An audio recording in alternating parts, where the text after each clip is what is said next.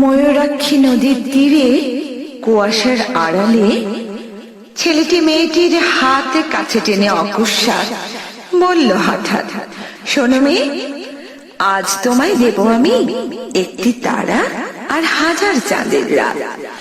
তবে কি তুমি আর কিছু নয়, একটু ভালোবাসবে আমায়?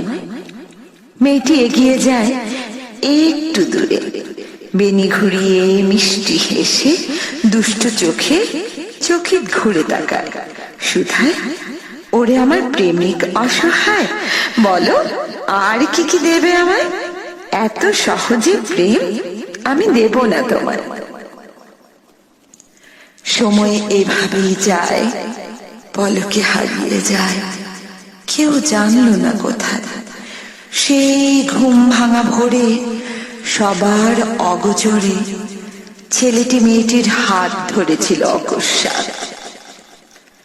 বিষণ্ণ ছেলেটি ভাবে এবার তাকে ফিরতে হবে সেই সুদূরের আপন শহরে।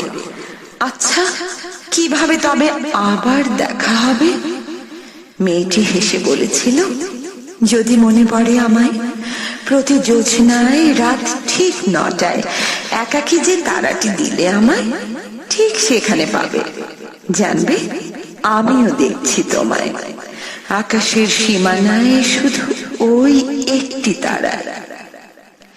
এভাবেই দিন যায়, রাত্রি ঘুমায়, তারাটিও একদিন হারিয়ে যায়।